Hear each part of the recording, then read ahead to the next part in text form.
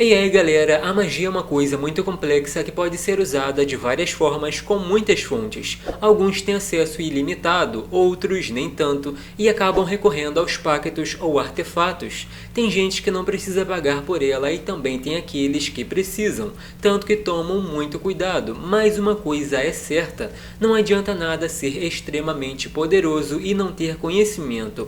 Por isso que sempre comento que é muito bom ver nossos personagens favoritos sabendo o que estão fazendo, como por exemplo a Feiticeira Escarlate, que chegou nos quadrinhos muito nova e sem experiência, sendo que com o passar dos anos foi estudando para se tornar uma mestra. Outro exemplo é a Zatanna, que estuda desde criança e se quisesse podia sair manipulando a realidade à vontade, mas também prefere respeitar esse universo. Isso sem contar a Agatha, que não é muito de realizar feitos enormes, mas quando quer anula encantamentos ou tira o acesso de alguém às energias mágicas com apenas um movimento de mãos. Ainda assim, pode acontecer um imprevisto, alguém pode atrapalhar e no treinamento alguma coisa pode dar errado. Por isso que separei uma lista de momentos para a gente ficar por dentro e ver que nem sempre as coisas vão dar certo. Com certeza você lembra daquela cena do Homem-Aranha sem volta para casa quando Peter começou a falar muito, consequentemente acabando com a concentração do Doutor Estranho. Então, no capítulo 503 do espetacular Homem-Aranha, aconteceu uma coisa parecida e que até pode ser inspiração para o filme. Naquele momento, o mago começou um feitiço para afastar Dormammu da Terra, mas um amigão da vizinhança se aproximou muito, consequentemente alterando a dinâmica do encanto e ficando com resíduos da energia mágica, sendo que uma entidade arcana que tinha se aproveitado da fenda dimensional sentiu aquela energia e foi atrás do herói, o que também chamou a atenção do Loki clássico, que foi até lá porque sabia que tinha que lidar com a situação, ou seja, uma coisa foi puxando a outra. A Fada é uma personagem que, apesar de não ter muito destaque, chama bastante atenção pela aparência, poderes e a personalidade que muitas vezes tende a ser muito engraçada e simpática. Uma coisa que é bem popular sobre ela é o fato de ter um potencial muito grande para magia, mas como não conhece muitos feitiços, tiveram a ideia de chamar a Feiticeira Escarlate para ensinar as névoas de Morfeu. Tudo aconteceu nos incríveis X-Men de 2014, tendo o Pedreira como alvo, o que claramente deixou o rapaz com medo, mas como alguém tinha que tentar, e até o momento ele parecia indestrutível, pareceu a melhor opção. No fim das contas, a Fada lançou o feitiço com uma quantidade de energia tão grande que fez o amigo explodir. Detalhe que a própria Wanda comentou que geralmente as pessoas não explodem quando são alvos desse tipo de encantamento.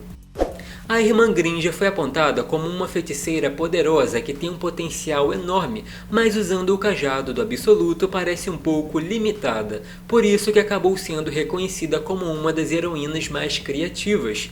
Para ser mais claro, o cajado não realiza encantamentos com palavras iguais, o que quer dizer que sempre tem que buscar palavras ou frases diferentes, mas quando não consegue, algum efeito aleatório pode acontecer, como por exemplo no primeiro capítulo dos Fugitivos de 2017, quando choveu dentro do apartamento.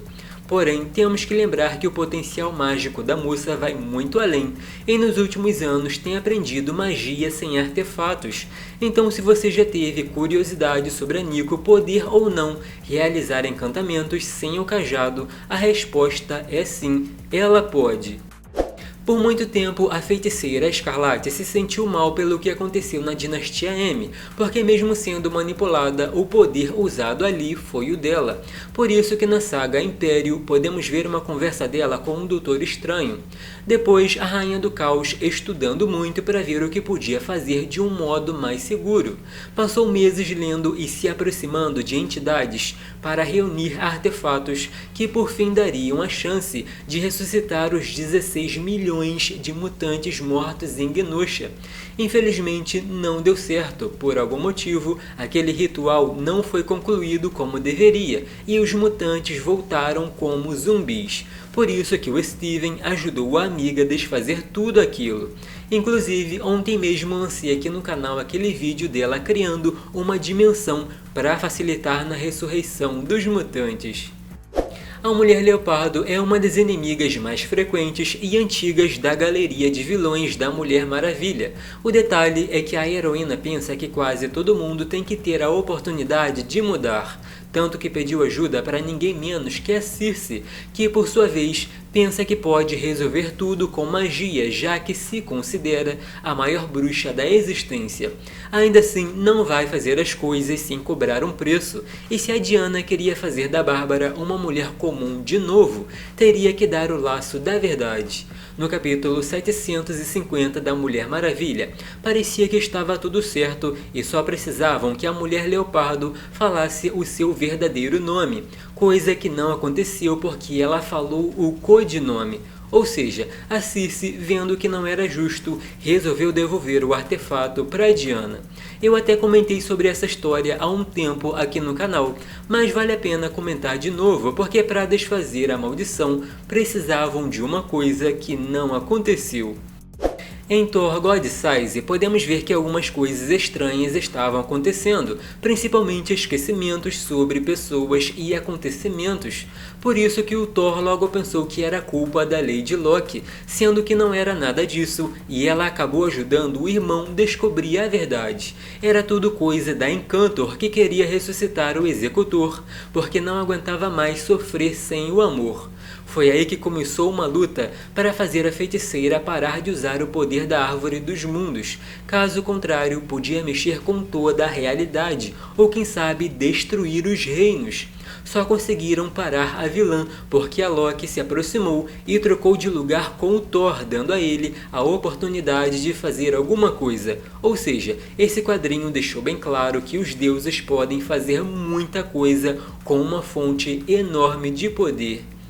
Como a magia tem um preço, às vezes o usuário tem que dar alguma coisa em troca, tanto que gente poderosa como a Zatanna toma muito cuidado ao invés de sair manipulando tudo para resolver as coisas com facilidade. Mas o capítulo 28 da Liga da Justiça Sombria de 2018 mostrou um lado dela que raramente foi mostrado. Naquele dia, o homem invertido parecia sair com a vitória, então a heroína aproveitou a oportunidade para se fundir com ele e usar a magia de tal modo que alguém teria que pagar o preço. Nesse caso, o próprio homem invertido. Ou seja, ela usou as regras da magia contra uma entidade extremamente poderosa. Se parar para pensar, é um dos pontos mais interessantes da Zatanna, porque a mulher entende muito de magia, tem feitos enormes, às vezes até se vê limitada pelas regras e oponentes que também têm capacidades absurdas. Ainda assim, sempre dá um jeito de contornar a situação.